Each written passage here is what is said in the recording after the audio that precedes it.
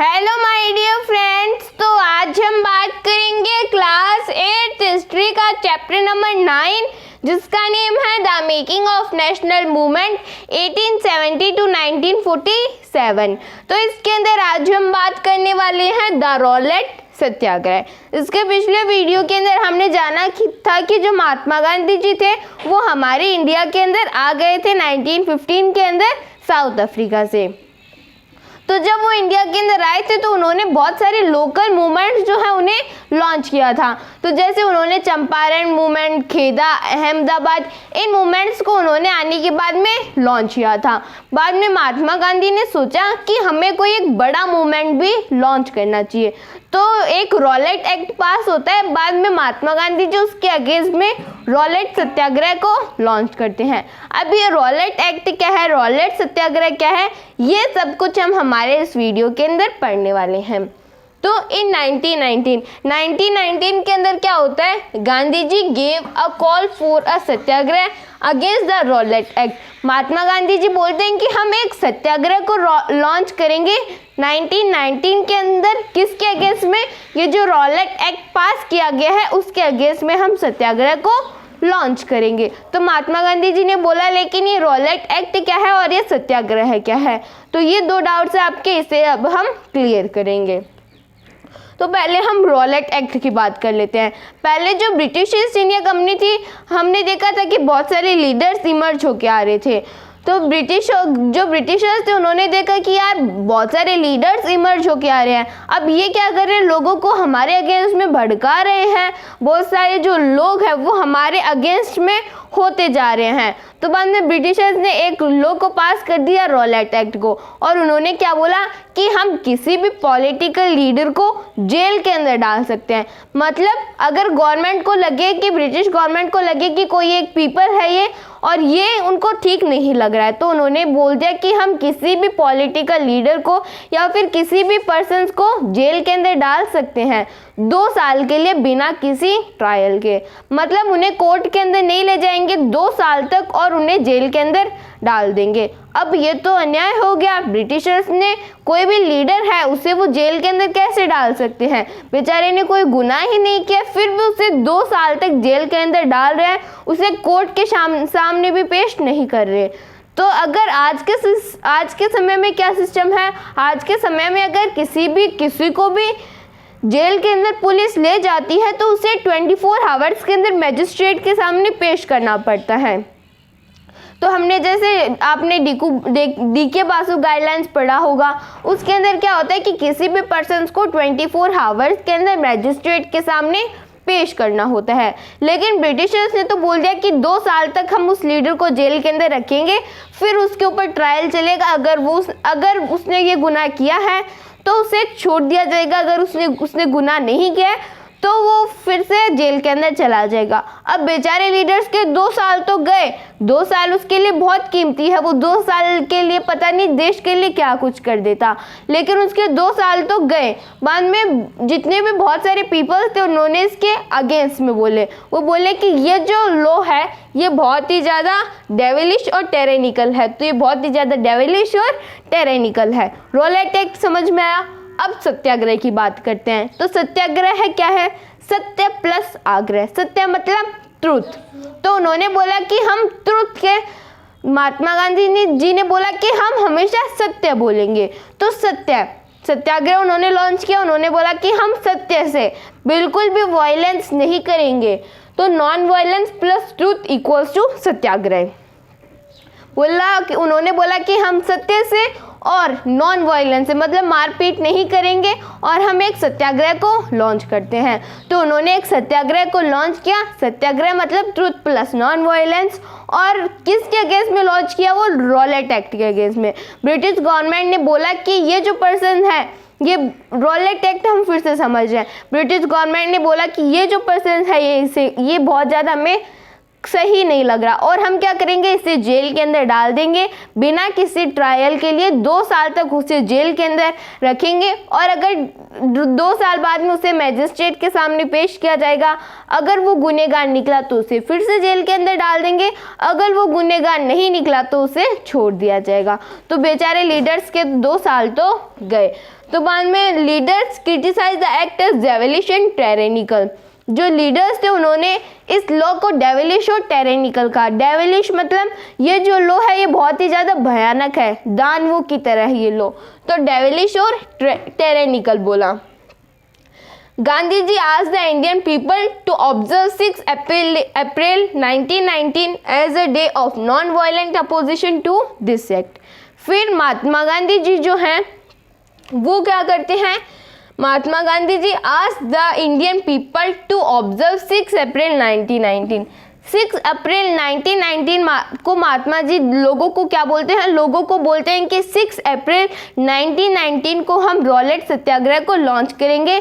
हम ब्रिटिशर्स के अगेंस्ट में हो जाएंगे, लेकिन हम मारपीट नहीं करेंगे, हम सत्य के साथ में, नॉन वायलेंस के साथ में इसको लॉन्च करेंगे। तो महात्मा गांधी आज the Indian people, Mahatma Gandhi Indian people से, इंडियन पीपल मतलब पूरी इंडिया के अंदर, जैसे हमने देखा था खेदा अहमदाबाद और जो चंपारण है वो तो रीजनल है, वो चंपारण का है, खेदा का है और अहमदाबाद का है। लेकिन ये जो रॉलेट सत्याग्रह ये पूरे इंडिया के लिए है। तो महात्मा गांधी ने पूरे इंडिया के पीपल से बोला, इंडियन पीपल से बोला कि हम 6 अप्रैल 1919 को as a day of non violent opposition to this act. अब महात्मा गांधी की जो आइडियोलॉजी थी उसके अंदर ट्रुथ और नॉन वायलेंस बहुत ही ज़्यादा इम्पोर्टेंट थे। तो महात्मा गांधी जी जो थे वो हमेशा नॉन वायलेंट को फॉलो करते थे। तो 6 अप्रैल 1919 को उन्होंने बोला कि हम एक नॉन वायलेंट तरीके से ब्रिटिशर्स के अगेंस्ट में इस सत्याग्रह को लॉन्च करेंगे। फिर क्या होता, उन्होंने जब बोला कि हम 6 अप्रैल को 1919 को लॉन्च करेंगे तो बहुत सारी सत्याग्रह सभा बनती है। तो बहुत सारी सत्याग्रह सभा बनती है, वो बोलते हैं कि हमें यहाँ पे धरने के ऊपर बैठना है, हमें ये सब कुछ लोगों को वैसे बताती है कि उस सत्याग्रह के अंदर हमें क्या क्या करना है, तो लोगों को ट्रेनिंग देती है। तो Satyagraha Sabha was sent to launch the movement. इस मूवमेंट को लॉन्च करने के लिए सत्याग्रह सभा बनाई जाती है जो कि लोगों को ट्रेनिंग देती है कि हम जब इस मूवमेंट को 6 अप्रैल को लॉन्च करेंगे तो हमें धरने के ऊपर कहाँ पे बैठना है, क्या क्या हमें करना है, हमें वायलेंट नहीं होता है, हमें वायलेंट नहीं होना है। तो ये सब कुछ वो लोगों को बताती है। तो बाद में रॉलेट सत्याग्रह को लॉन्च किया जाता है।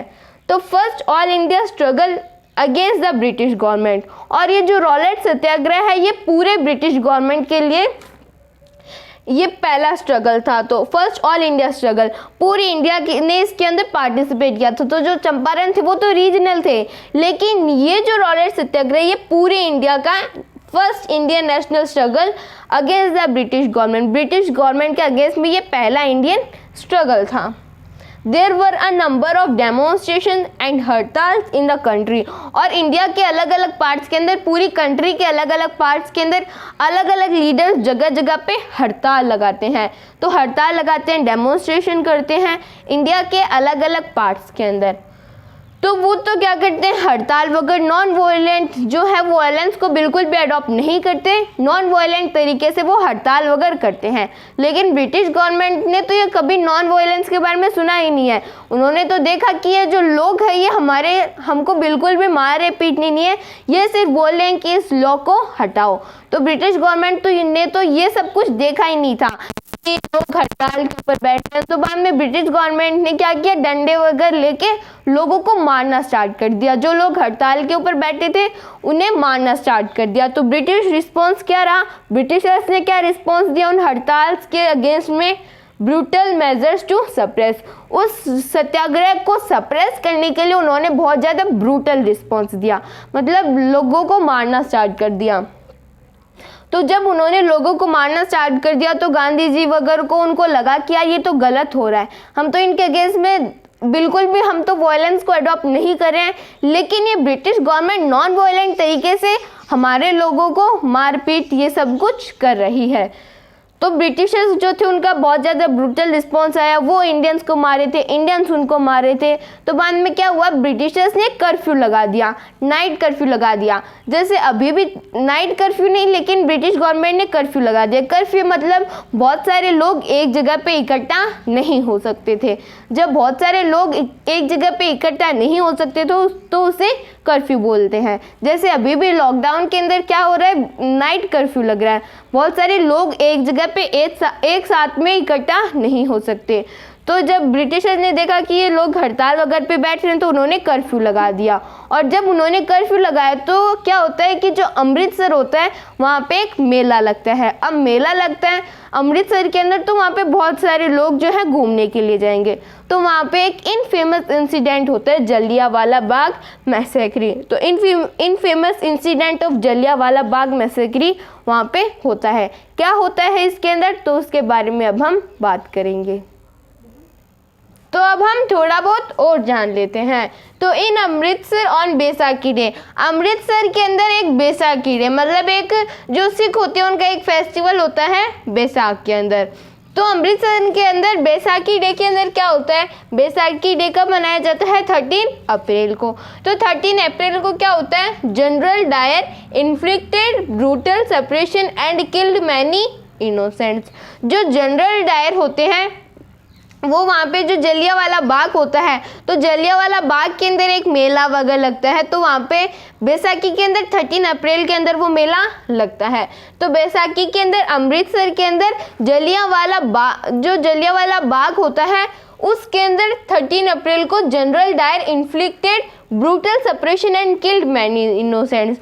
तो जो जलियांवाला बाग जो है उसका जो गेट होता है उसे जनरल डायर बंद कर देते हैं और वहाँ पे जितने भी लोग होते हैं, अब मेले के अंदर तो सभी घूमने के लिए आए थे, वहाँ के जितने भी बुजुर्ग व्यक्ति थे, बच्चे थे, महिलाएं थी और जो युवा व्यक्ति थे, तो वो सभी घूमने के लिए आए थे, चाहे वो हिंदू हो चाहे वो मुस्लिम हो, तो सभी घूमने के लिए आए थे। तो लेकिन हमने अभी भी पढ़ा था कि जो जनरल डायर थे उनको किसी ने ऑर्डर दिया था और उन्होंने क्या किया था, वहाँ पे कर्फ्यू लगा दिया था। लेकिन लोगों को क्या पता था कर्फ्यू के बारे में, लोग तो वहाँ पे सेलिब्रेट करने के लिए आए थे। तो जब वो सेलिब्रेट करने के लिए आए थे तो वहाँ पे भाषण वगैरह चल रहे थे। जो वहाँ पे लीडर्स थे वो सोच रहे थे कि हम वहाँ पे लोगों को कुछ बता देंगे, भाई कैसे हमें जो मूवमेंट है वो कैसे चलाना है। तो बाद में लीडर्स ने सोचा कि हम लोगों को कुछ बता देंगे, लेकिन जनरल डायर आए, उन्होंने लोगों के ऊपर बंदूक चलाना जो है स्टार्ट कर दिया। तो वहाँ पे क्या होता है, बहुत सारे जो लोग होते हैं उनकी डेथ हो जाती है। तो ये जो जलियांवाला बाग मैसेक्री था तो वो वहाँ पे होता है, जलियांवाला बाग मैसेक्री होता है, जनरल डायर जो है वो लोगों को मार देते हैं वहाँ पे। तो Indians were enraged by this, बहुत सारे इंडियंस जो होते हैं वो इससे गुस्सा हो जाते हैं, उनको बहुत बुरा लगता है। लोग तो वहाँ पे किसी भी फेस्टिवल को सेलिब्रेट कर रहे थे, लेकिन जनरल डायर ने क्या किया, उनको मार दिया। तो लोग जो है इंडियंस जो है वो बहुत ही ज़्यादा गुस्सा हो जाते हैं। Rabindranath Tagore express the pain and anger of the country by renouncing his knighthood. अब जो रविंद्रनाथ टैगोर थे वो भी गुस्सा हो गए, क्यों सारे इंडियंस गुस्सा थे तो इंडियंस तो रविंद्रनाथ टैगोर भी थे, तो वो भी बहुत ज़्यादा गुस्सा हो गए। और उन्होंने अपने गुस्से को कैसे बताया लोगों को, उन्होंने क्या किया, उनको एक टाइटल मिला हुआ था। जैसे हमने देखा था कि दादा भाई नारोजी को ओल्ड मैन ऑफ इंडिया का टाइटल मिला हुआ था, वैसे ही जो रविंद्रनाथ टैगोर है उन्हें नाइटहुड का टाइटल मिला हुआ था। तो उन्होंने अपने दुख को कैसे बताया, उन्होंने क्या किया, वो जो टाइटल है उसे फिर से लौटा दिया। मतलब वहाँ से ब्रिटेन से रविंद्रनाथ टैगोर को टाइटल मिला था नाइटहुड का। तो नाइट्स मतलब जो सिपॉयज होते हैं जो ब्रिटिशर्स के टुवर्ड्स लॉयल रहते हैं, तो वो जो मुंह के ऊपर मास्क वगैरह लगाए रखते हैं तो वो नाइट्स होते हैं। तो ब्रिटेन से रविंद्रनाथ टैगोर को नाइटहुड का टाइटल मिलता है और वो अपने दुख को कैसे बताते हैं, वो जो नाइटहुड का टाइटल मिलता है उसे ब्रिटिशर्स को फिर से लौटा देते हैं। जैसे मुझे पद्मश्री मिला है तो मैं क्या करूँगी, अगर गवर्नमेंट कोई भी गलत काम करेगी तो मैं उसे फिर से लौटा दूंगी गवर्नमेंट को। वैसे ही नाइटहुड का टाइटल मिल रहा था, जैसे भारत रत्न होता है, उतना हाई लेवल का टाइटल तो नहीं था, लेकिन फिर भी रविंद्रनाथ टैगोर को नाइटहुड का टाइटल मिला था जिसे उन्हें फिर से लौटा दिया। क्यों? क्योंकि जनरल डायर ने बहुत सारे लोगों की हत्या कर दी थी। कहाँ पे? जलियांवाला बाग के अंदर। तो अब नाइटहुड का टाइटल तो उन्होंने लौटा दिया, लेकिन हमें रॉलेट सत्याग्रह का या फिर ये जो रॉलेट सत्याग्रह हुआ था इसका कोई ना कोई अचीवमेंट हुआ था क्या? मतलब हमने बहुत सारे लोगों की जान गंवा दी, वो शहीद हो गए, लेकिन उनका शहीद हुआ, उनको कुछ मिला तो सही क्या? तो achievement of Rowlatt satyagraha, Rowlatt satyagraha के अंदर हमने क्या अचीव किया? तो Hindus and Muslims were united, जितने भी हिंदू थे, जितने भी मुस्लिम्स थे, वो रीयूनाइट हो गए, मतलब वो एक साथ हो गए in the fight against British rule. British rule के अगेंस्ट में जो फाइट थी उसके अंदर हिंदू और मुस्लिम यूनाइट हो गए। Mahatma Gandhi and his opinion, India land of all, Mahatma Gandhi ने उनको यूनाइट करवा दिया हिंदू और मुस्लिम, क्योंकि हिंदू भी गए थे उस मेले के अंदर, मुस्लिम्स भी गए थे, तो उन्होंने क्या किया, दोनों को यूनाइट करवा दी। उन्होंने बोला कि इंडिया जो है वो हिंदू और मुस्लिम की दोनों की ज़मीन है, तो उन्होंने लोगों को यूनाइट करवा दिया। अब he was keen that Hindu and Muslim support each other in any just cause, इन्होंने बताया कि हिंदू को और मुस्लिम को दोनों को एक दूसरे का साथ देना चाहिए, फिर वो कोई सा भी कार्य क्यों ना हो, हमें हमेशा दोनों का साथ देना चाहिए। तो वैसे उन्होंने फिर से रीयूनाइट करवाया। तो रीयूनाइट कैसे हुए? वो यहाँ पे देखा था कि बहुत सारे लोगों की डेथ हुई थी जलियांवाला बाग के अंदर, तो हिंदू और मुस्लिम की डेथ हुई थी। तो महात्मा गांधी ने बोला कि देखो ब्रिटिशर्स ने आपको सभी को मारा है, तो आपको रीयूनाइट होके इनको फिर से हमारा बदला लेना चाहिए, लेकिन हम वायलेंस को अडॉप्ट नहीं करेंगे, हम नॉन वायलेंट तरीके से इंडिपेंडेंस को असर्ट करेंगे। तो बोलते हैं कि इंडिया सभी की ज़मीन है और हमें हमेशा हिंदू और मुस्लिम के बीच में डिस्क्रिमिनेशन नहीं करना चाहिए और हमें एक दूसरे के हर सुख दुख में हमेशा साथ देना चाहिए। तो इसके नेक्स्ट वीडियो के अंदर हम खिलाफत एजिटेशन और महात्मा गांधी का फर्स्ट बड़ा मूवमेंट नॉन कोऑपरेशन मूवमेंट के बारे में पढ़ने वाले हैं। इस वीडियो के अंदर हमने रॉलेट सत्याग्रह की बात की कि पहले रॉलेट सत्याग्रह लॉन्च होता है और रॉलेट सत्याग्रह जब लॉन्च होता है तो महात्मा गांधी उसके अगेंस्ट में एक पहले रॉलेट एक्ट पास किया जाता है। तो महात्मा गांधी जी उसके अगेंस्ट में क्या करते हैं, महात्मा गांधी जी उसके अगेंस्ट में एक सत्याग्रह को लॉन्च करते हैं। तो बहुत सारी सत्याग्रह सभा बनती है, तो वो सभा लोगों को जागरूक करती है कि हमें उस दिन वहाँ पे धरने के ऊपर बैठना है। लेकिन ब्रिटिशर्स का क्या रिस्पॉन्स होता है, ब्रिटिशर्स लोगों को मार देते हैं, जो लोग धरने के ऊपर बैठे थे उनको मार देते हैं। जब मार देते हैं तो वो नाइट कर्फ्यू भी लगा देते हैं। तो नाइट कर्फ्यू नाइट कर्फ्यू नहीं लगाते, वो कर्फ्यू लगाते हैं। तो जब वो कर्फ्यू लगाते हैं तो लोगों को कर्फ्यू का पता नहीं था और वो जो बैसाखी का मेला लगता है 13 अप्रैल को, उसके अंदर घूमने के लिए जाते हैं। तो जो जनरल डायर होता है वो सभी को गोली से मार देते हैं। तो लोग बहुत ज़्यादा गुस्सा हो जाते हैं, इंडियंस गुस्सा हो जाते हैं। तो रविंद्रनाथ टैगोर अपना दुख कैसे बताते हैं, वो अपना नाइटहुड का टाइटल फिर से लौटा देते हैं, बहुत सारे इंडियंस लौटा देते हैं। तो इसके अंदर हमें अचीव कुछ हुआ रॉलेट सत्याग्रह के अंदर, जो हिंदू और मुस्लिम्स थे वो रीयूनाइट हो गए। महात्मा गांधी ने बोला कि इंडिया सभी की ज़मीन है और हमें इसे इंडिपेंडेंस दिलाने के लिए लड़ना चाहिए। और वो बोलते हैं कि हिंदू और मुस्लिम्स को एक दूसरे का सपोर्ट करना चाहिए। तो मिलते हैं नेक्स्ट वीडियो के अंदर। If anybody have any type of doubt, any type of query, then please ask me in the comments and do subscribe our channel. Thank you so much.